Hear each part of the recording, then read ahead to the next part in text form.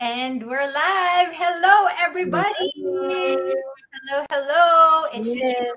again, Marianne, and you're tuned in again in Hustle Hour with me, Marianne. And for tonight, a very special guest, a new online friend, a new online business partner with me right now. But before that, I would like to say hello, good morning, good evening, good afternoon to everybody around the world, wherever you are. Magandang umaga po sa aking mga kababayan, sa inyo dyan. Salamat po sa inyong pagsuporta sa akin palagi.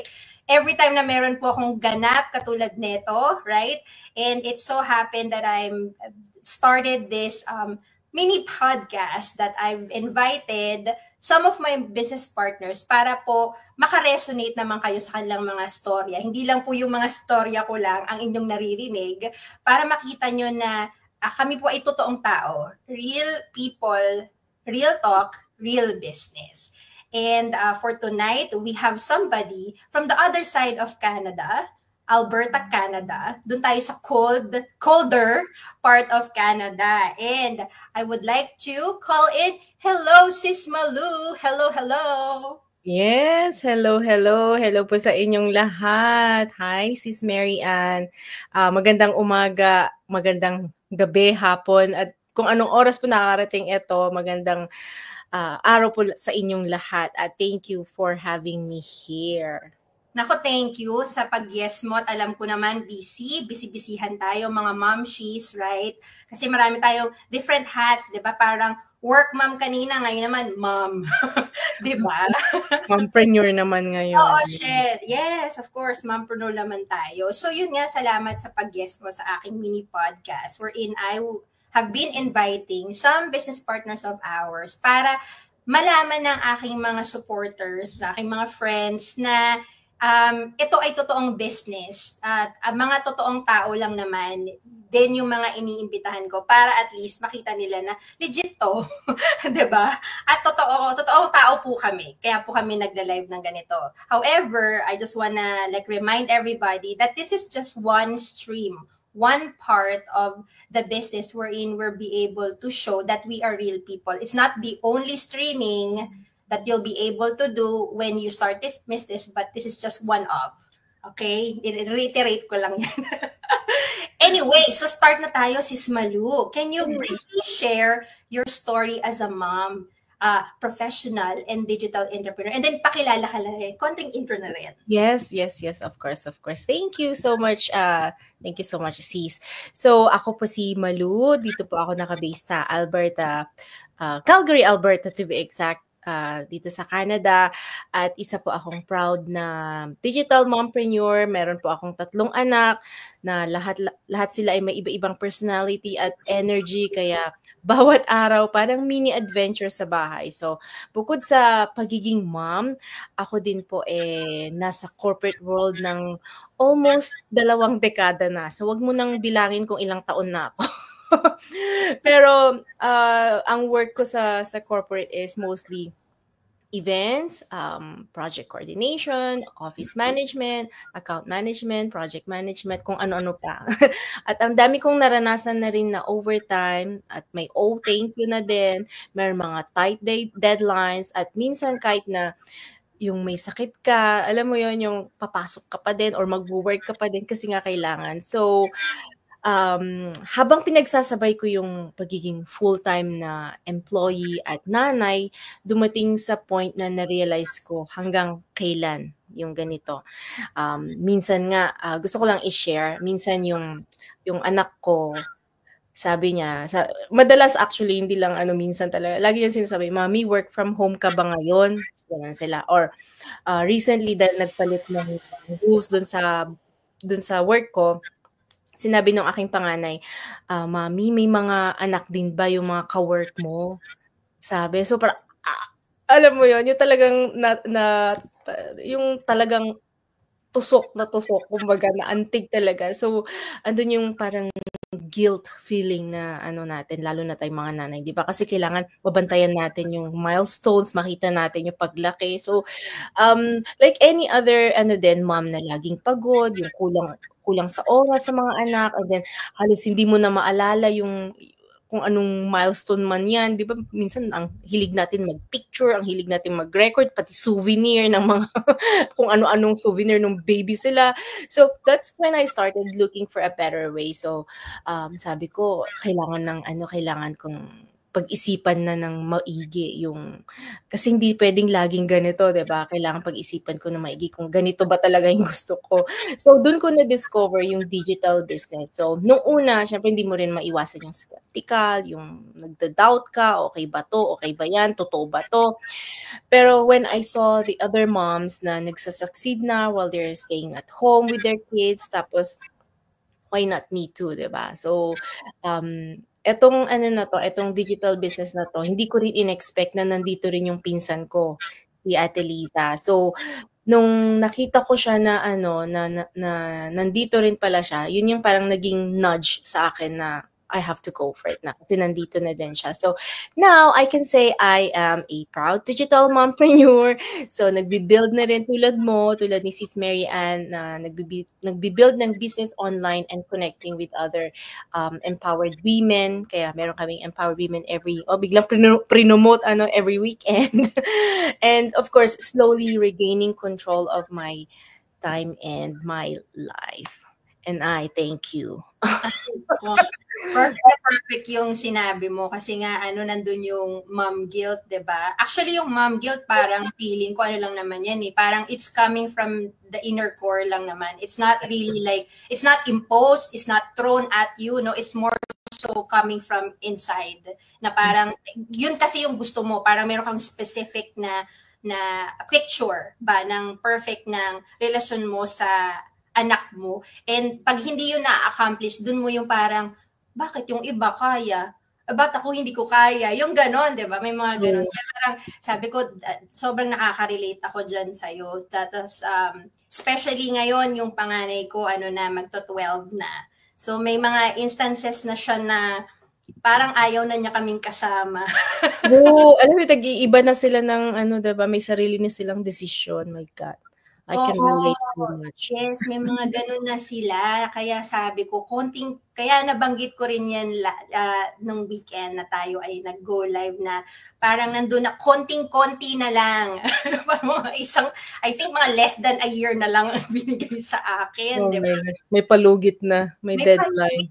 Yun yung mahirap sa lahat. But thankful na rin at nakita ko to. So, alam mo yun, parang lahat naman tayo may 24 hours in a day eh. Ano mo na lang yung pagiging online mentor naman natin sa digital business, sa ating business is parang it's just getting a small pockets of hours in a day lang naman kasi nga may full-time work pa tayo. So currently, plan B pa lang to. And then sana in the long run, maging plan A. Yes. Actually, medyo konting nasagot mo na yung second question. However, baka may gusto ka pang idagdag, right? Parang, what made you say yes? Like, totally. Kasi nga medyo, di ba, yung doubt, hindi naman nawawala yan. Pero yes. Nakita mo yung cousin mo, right? Pero ano yung talagang sa tingin mo, nag-push talaga sa'yo na, ito na, gagawin ko na talaga to? Yeah, so yung anak ko nga yung doon, 'di ba? Yung sinabi nung isa, "Mami, kailan ka mag-work from home ulit?" Kasi nga medyo flexible kasi yung work ko dati na parang although yun pa rin naman yung work ko. Nga lang nagpalit sila ng rules na kailangan mag-in office ka na most of the days a week. Dati lang Monday, Tuesday work from home and then work sa office and then the rest work from home na. Tapos nag-iba, kailangan nandun kami lagi sa office. So yun yung isa sa mga parang sa akin, nag-push lalo. And then, of course, yung aking panganay na sabi niya, may mga anak din ba yung mga, yung ka-work mo, sabing ganyan. So, parang sabi ko nga, bakit kailangan kong umalis lagi, yung ganon. Tapos, nakaka-attend naman ako ng mga events nila sa school, thank God. Pero, syempre, iba pa din pag yung ikaw yung magda-drop, ikaw yung magpi-pick up, ganon. Tapos, yung konting, parang, andun yung flexibility talaga na hinahanap, 'di ba, na, "Oh, mommy, let's go to the playground," or yung ganyan, or yung mga maliliit lang na bagay na, "Naku anak, may gagawin ako." Yung gano'n, parang, "Oh, pagod na ako." Hindi mo naman puwedeng sabihin 'yun, 'di ba? So, sabi ko pa, alam mo forever na ganito na lang tapos ang liliit pa nung mga bata. So, 'yun talaga yung nag-ano sa akin at, siyempre gusto naman natin lahat mag-retire ng maaga, 'di ba? So, sino bang may ayaw na ano, so itong online business na 'to nakikita ko na ang bilis mag-quit ng mga jobs nung merong 6 months, merong 12 months, yung gano'n. Meron ding 15 months or yung iba 2 years. Pero alam mo yun, yung parang 'pag mag-business ka, aabot ka ng siyam-siyam niyan, 'di ba? Like yung traditional business, kailangan magpasahod ka, kailangan may inventory, kailangan may stocking, may selling, may mga gano'n. Eh, dito sa online business, parang it runs in the background, meron kang platform, may community ka, no inventory, lahat no, no, no, no selling, no bugging of friends, mga ganyan. It runs in the background kahit natutulog, kahit kung anong ginagawa mo, nagsha-shower or nasa school ka kasama yung mga anak mo, umaandar pa rin. Hindi mo kailangan pumunta sa shop, yung physical store. So parang it takes 10, 20 years, 'di ba, pag nag-build ka ng gano'n talaga na business kasi agad-agad hindi mo makikita yung results. Although dito din naman, hindi naman siya agaran talaga, pero gusto ko lang i-share na yung mga nag-quit ng jobs talaga dito sa online business, they are real people at napaka-inspiring stories din yung mga nakikita natin. Every hour, every day may success stories, 'di ba? So, yun yung naano ko, kung kaya nila, 'di ba? Parang bakit ako? Bakit di natin kaya? So, parang posible para. So, may hope ako nakita doon. Kaya ako napa-yes. Yun. Yun. Tsaka, gusto ko yung sinabi mo na, kung kaya nila, bakit hindi ko kakayanin, di ba? Sino ba sila? Sino ba ako? Parehas lang naman kami normal na tao, right? Na, di ba, yung sinabi mo nga, lahat na lang ng excuses mababanggit mo when you're about to start or you're checking the business, di ba? Parang, hindi ko kaya yung mag-go live. Eh, hindi lang naman ito yung streaming na pwede mong gawin. Hindi lang ito yung way para mapakita mo that there's a big potential in the business. Sinasabi mo wala kang business background, pero meron tayong continuous training, 'di ba? Parang lahat ng excuses may pinantatapat agad-agad yung business community natin kasi nga it was designed for regular, normal people na talagang mga beginners, right? True. Pero, sis Malu, sabi ko nga, sabi mo, meron kang 3 kids, tama ba? 3 kids. Meron 3 kids, tapos meron kang full-time job, tapos mom ka, tapos mompreneur ka pa. But how do you balance work, family, and business? Ngayon na, ka na, online mentor ka na. Yeah, so, paano natin binabalance yan? Sabi nila, kailangan mo daw ng time management, kailangan daw ganyan-ganyan. Well, honestly, hindi naman about sa pagkakaroon ng perfect balance kasi wala talagang perfect. Parang sa oras din, walang perfect time, ika nga. Pero natutunan ko na yung meron kang strong na why, andun yung intention mo, andun yung talagang willingness to learn, tapos yung grace, that balance works for me. Like, for example, kung nag-work tayo ng full-time, 'di ba? Actually, tinatapos ko lang din yung aking program ngayon. Meron din ako, ang dami kong pinaggagawa, kalokohan sa buhay. Call me crazy.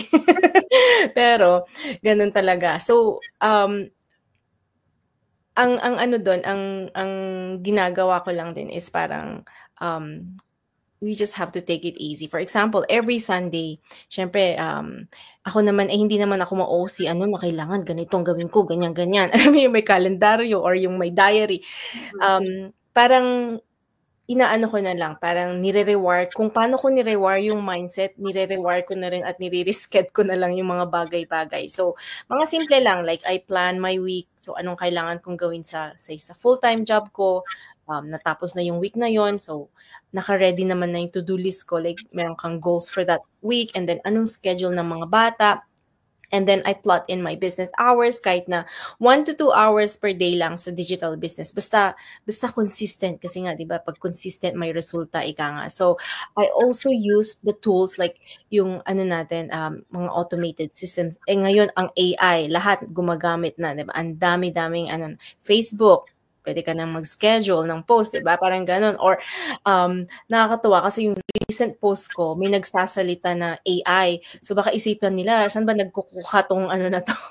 Etong si Malu, baka isipin nila may nagsasalita. Mukha siyang actually mukha siyang Spanish na Latina na ano. Pero hindi naman siya mukhang Pinoy, pero nagtatagalog. Kaya doon sa bandang huli, sinabi niya, nilagay ko na lang na ako yung avatar ni Malu. Kasi baka i-claim nila, bakit nag-iba na yung mukha ni Malu at nagparetoke na yata? Baka isipin. So, ano po yun? AI din po yun. Diba? So, may disclaimer ka. Yes. So, maganda yun, diba? Parang, hayaan mo na siya na yung magsalita, mag-promote ng page ko. O di, wala na, sit back and relax na lang ako. So, ang dami.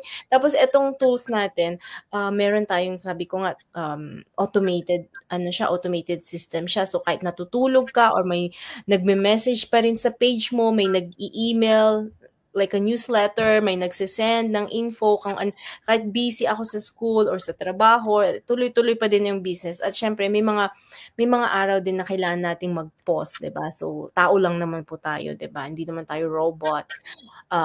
Kaya pag may family emergency or yung sobrang pagod na, I have to, step back and then I remind myself na it's okay to rest. Mahalaga hindi ako titigil, kaya parang keep showing up pa din. Nakakatawa nga dun sa empowered women natin, kahit na katatapos ng church nung last akala ko hindi ako makakabal, tapos biglang nag-live. Hello? Ano nangyari? Kaya pero at least parang andun pa din ako para mag-show up sa ating business. Kasi alam natin na this business brings results talaga. So, how do I balance my work, family, and business? Well, konting planning lang po, yung mga konting work, free time mo, nasa shower ka, nasa kubeta, or kung ano man pinagagawa mo. Or kahit nasa train, or yung gano'n, yung may mga, I'm pretty sure kung may time kang mag-scroll ng social media feeds, bakit wala kang time na mag-manage ng business mo, diba? Like 1 hour, 2 hours lang. Hindi naman kailangan, kailangan 3 hours or more or 10 kailangan. Hindi siya full-time. Part-time lang po to, and it's really nice kasi we don't need to quit our jobs right now.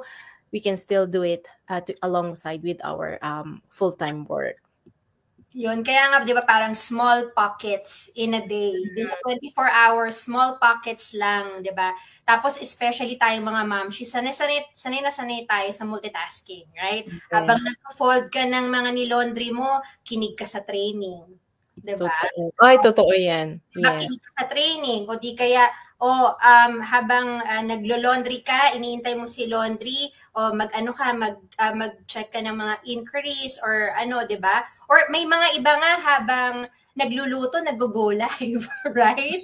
Kasi nga para mapakita na normal na kami mga mamshies. Normal kami mga tao para makita nila na kung nakakaya namin, na ginagawa namin to, kaya nyo rin. Diba? Yun unique. Small packets lang, not necessarily. Kasi sa traditional business, you have to be like in the storefront for, let's say, 6 hours in a day, plus, right? Yeah. Pero here, you're not able, you're not supposed to do that because meron tayong personal PA. Yun yung system natin na naka-plug in na tayo doon. So, si personal PA nang bahala. Habang may ginagawa kang, kunwari, habang nasa full-time job ka muna, nandun lang siya, right? And then, balik ka na lang ulit doon sa small pockets of the day mo. Yeah.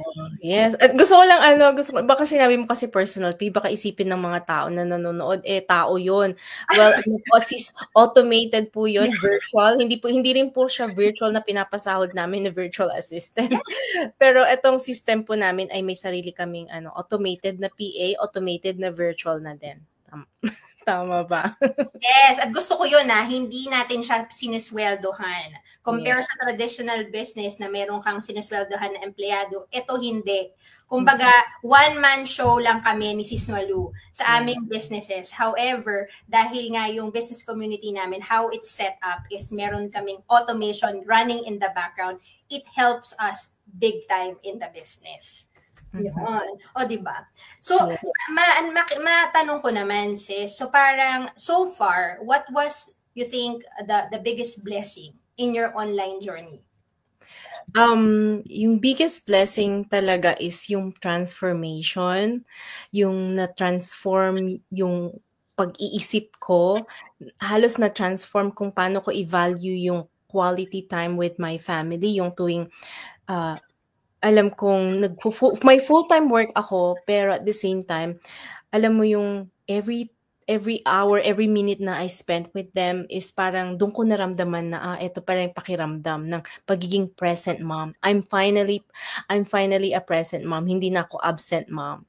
Yung ganon. Tapos kahit paano nababawasan na yung guilt feeling kasi alam mong i-treasure na, alam mo na kung paano mo i-embrace yung time na meron ka sa family mo, 'di ba? So, yun yung mga tsaka yung na-rewire yung mindset mo talaga, paano mo napakaganda kasi itong community natin. Ang dami mong courses na nasa training platform. Ayokong i-disclose pero super dami na nakaka-open yung mind mo sa iba't ibang perspective sa buhay. Yung from law of attraction, from being positive, from sharing your knowledge, sharing your stories, attending all these trainings na napakahalaga, hindi lang sa related sa business pero yun yung nagbago talaga sa akin, na transform ako personally, nagkaroon ako lalo ng personal growth, yung the way na you have to be grateful on things kasi tayo na mareklamo tayo alam mo yung parang innate na sa atin dahil nga tao lang tayo, never tayong nasa-satisfy, 'di ba? Hindi man, pero pag etong dito sa online business, it's not about income, 'di ba? Hindi lang puro pera ang usapan dito. Kaya yun ang kagandahan dito. Unlike dun sa ibang businesses na may online business nga sila, may network marketing or kung ano man ang tawag na marketing na meron sila, affiliate marketing. Meron ba silang ganitong community? Meron ba silang ganito rin ba yung mindset nila? So parang mapapaisip ka kasi ang daming dyan, ang daming klaseng marketing talaga, ang daming klaseng business na meron tayo, like online business, from dropshipping, alam mo yung Amazon, mga sorry. Pero kunyari hindi nyo na lang narinig So, yung mga ganong example ba na parang akala natin madali lang na okay, madaling kumita, pero behind that, madaling kumita or mahirap man kumita, na ibibigay ba sa'yo yung pag-rewire ng mindset mo, na ibibigay ba sa'yo ng personal growth, pinagla-live ka ba nito, pinipilit ka niyang lumabas sa comfort zone mo, yung gano'n. So parang napakagandang blessing to para sa akin at sa lahat ng mga kasama namin kasi lahat kami, hindi lang tulad ko na ma'am, nai-inspire din namin yung ibang tulad na momshies namin, at we get to share our own story kasi lahat naman po tayo, iba-iba yung journey natin, diba? Lahat tayo, iba-iba yung stories natin at we get to share it and we get to be a blessing to another, diba? So parang akala mo, so andun yung, ang dami, we can go on and on and on talaga kasi ang dami na ibibigay talaga nito, yung hope, lalo na yung hope na may hindi mo alam na merong magre-resonate, diba? Hindi mo alam na merong mai-inspire sa story mo, na you've gone into that lowest point of your life and then you come out stronger. That one can help others na they will think, pwede pala yung ganon, may hope pala siya. And then the community, hindi ka mag-isa dito, diba? No man is an island, sabi nga. So andun yung teamwork, the teamwork that makes the dream work. Lahat na lang, naalala ko bigla si Melay Cantiveros. yung speech niya sa Korea na yung nanalo siya ng award. Alam siya bigla, kasi gumagamit ako ng mga quotes kaya biglang So let's serve the Lord, gumanon siya. Yeah. Anyway, so ito yung kagandahan nito, 'di ba, yung nakaka-develop tayo ng friendship, hindi man natin kilala ang isa't isa, pero andun yung iisa yung mindset natin. We share the same goals, we have aligned dreams, mga ganyan. So, and many more. Kaya super endless ang blessings dito. Kaya nga sabi ni Sis Michelle, it's a gold mine, 'di ba? Hindi lang income, talagang endless yung benefits. And we can go on and on. Pero, ayan, next, naloka ako doon. Diba? I mean, lalayo pa ba tayo? Syempre yung monetary. Kasi yun yung, it was actually one of the biggest reasons why we actually looked for a plan B anyways, right? Monetary, yes, of course, that's one of the reasons, right? However, saan ka makakakita, katulad nga ng sinabi mo, saan ka makakita ng business community na may mas mabibigay pa sa'yo, like yung personal growth. I mean, share ko lang ng konti. This is actually one of the reasons why I did not want to start in the first place, doing Go Live. And look at me right now. I have my own, hustle hour with Mary Ann, right? Yeah. And I'm doing this. I think I'm on at pa-reach na yata ako ng 20 episodes, right? That's nice. Yeah. Parang kasi, it's a very fulfilling, fulfilling feeling, right? na kung ano ka noon, I think I always say this with all of my Go Lives. Whatever Mary Ann was before, this is the better version of it. And it's because of the online business, right? Yes. Katulad sinabi mo, right? I think that's one of the first thing that I heard from my coach, right? Sabi niya, yung business community dito, they will welcome you with open arms. Whatever questions you may have, you can reach out to anybody. And at the back of my head, I was like, yeah, okay. Right? Kasi, di ba, papasok ka pa lang eh. You didn't know any better, right?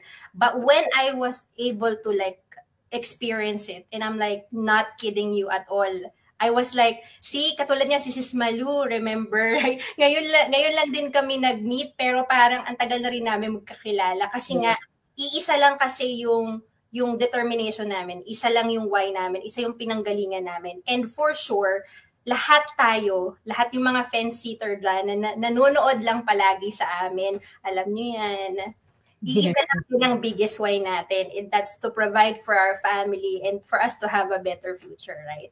So, with that being said, Sis Malu, what advice can you give to those who want to also start being a digital mompreneur? Yes. Sa lahat ng nanonood ngayon diyan, kung lagi nga namin sinasabi, kung nag-aantay kayo ng time, 'di ba? Lagi natin sinasabi walang perfect time. Kung nag-aantay kayo ng sign, malamang ito na 'yon, 'di ba? So start scared. Okay lang 'yan. Start scared, start small, but just start. Kasi kung hindi ka mag-start, walang mangyayari. Kung ano ka ngayon, ganun ka pa din bukas, sa makalawa, sa makatlo, kung ano man ang next week, ganun pa din next month. Kasi hindi ka nag-start. So, wag ka nang mag-antay ng perfect time kasi nga minsan, hindi naman talaga yung dumarating. Walang perfect time talaga. Kaya, kung meron din akong nakachat kanina, kung hindi ka mag-create ng wag ka lang mag-hope, mag-create ka ng hino-hope mo, 'di ba? Kailangan mong gumawa ng action kasi nga tulad ng sinasabi ko, it takes a single step, yung kasabihan, it takes a single step to reach 1,000 mile. Kung hindi ka mag-start, walang mangyayari. So, galaw-galaw naman dyan pag may time, 'di ba? So, kung isa kang nanay, isa kang OFW, or kung ano man ang industry meron ka, working woman na feeling mo pagod na wala ka pang choice, well, we want you to know na may ibang paraan. Hindi mo kailangan maging tech savvy, hindi mo kailangan magkaroon ng business experience. Sabi nga ni Sis Mary Ann, naka-tailored po to, naka-design para sa mga no experience, zero experience, no tech-savvy background, naka-tailor po yan yung platform namin para dyan. Dahil meron training, may mentoring, may community support na lagi naming sinasabi na 24/7, mag-message ka lang, may ano ka na agad, may sagot ka na agad. Mas mabilis pa sa AI. So, matututo ka talaga. And here's the tip. Etong community community na meron kami, we surround each other na we uplift each other. Kaya kailangan mo lang i-surround yung people na nag-uplift sa'yo. So kung ano yung meron kang friends ngayon, kung sa tingin mo makakaganda sa future mo, di go. Pero kung dito sa community, libre na, free friendship for life, di ba? So dito sa Digital Mompreneur, yung aking page, Digital Mompreneur Space, you'll find moms like us na cheering on, praying with you, sharing tips. Walang iwanan dito. Wala ding competition kasi sabi nga, competition mo sa sarili mo lang. So kung sabi nga ni Sis Mary, kung i-compare niya yung sarili niya from the old Miss Mary Ann, iba na po. So ganun din po ako. Kung i-compare ko ganun sa old na Malu, well, iba na po ito. So hindi po to competition, it's collaboration. So, and above all, kailangan, dito din na-hone yung faith natin kay God. So, let God be your business partner din. Dahil kapag siya yung una sa plan mo, you'll never building it alone, diba? So, yun lamang. And I thank you. Thank you. Palagi sinasabi ni Sis Malu. Yan ang pinakagustong sinasabi niya. And I thank you. Right? So, yun. Kasi nga, parang naisip ko nga, no, parang whatever the advice would be, nasasabihin namin ni Sis Malu dito, right, the decision would always still be yours. And para lang makita nyo kung ito ba ay talagang para sa inyo, i-check nyo na yung webinar namin, which is free naman. Wala namang mawawala sa inyo. Diba? So, i-check nyo, and then, kung hindi, at least at the back of your head, alam nyo, there is something out there, right? Yeah. Like what happened to me. It took me 2 years. Pause. Sabi ko, hindi, pass muna. Biriin nyo, so kung 2 years pa dapat pala, nag-start na ako, diba? Pero sabi ko, parang hindi ko kaya, pause muna, diba? Pero the thing is, yun nga, palaging may, siguro talagang dumarating lang talaga yung mga timing sa tamang pagkakataon. Yun. So sabi ko nga, check it out, right?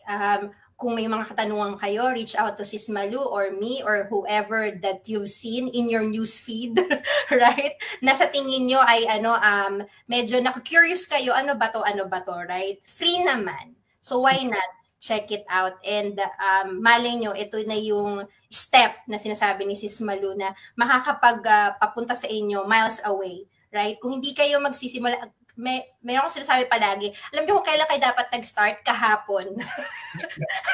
Kahapon dapat kayo nag-start, right? Yeah. So check it out. Wala naman pong mawawala, right? And it's a free webinar, right? So there, and Sis Malu, if you wanna say your last few words, or kung meron kang dialect, you wanna, like, yun lang, hindi ako sure kung may dialect ka. Right? To your opinion, right? In your own dialect, you could do so, yeah. Yeah, sure. So I started small, watching a free 20-minute webinar, no commitment, just answers. And now we're all building something for our family on our own terms. So kung ready ka na ba? Oh, yan. Ito na yung dialogue. Kung ready ka na ba? Comment, info, or yes, dito sa namin sa live. Or you can message me because you matter too, and if this has changed our lives, it can change yours too. Very perfect naman yan, right? Very perfect. And if kung sa tingin nyo hindi to para sa inyo, pero meron kayong kaibigan, kamag-anak, right? Or kakilala na maaring ito yung hinahanap nila, share. Share lang ang ating mga go lives dyan, ang ating mga interviews, right? Share nyo lang at malay nyo maging blessing kayo para doon yun sa taong yun. Anyway, thank you very much again, Sis Malu. Happy Monday to you. And thank you for everybody out there. Thank you for continuing watching us, supporting us, right, in our business pages. Say hi, don't be a stranger. Again, this is Hustle Hour with Mary Ann for tonight, featuring Sis Malu. Good night, everybody. Bye.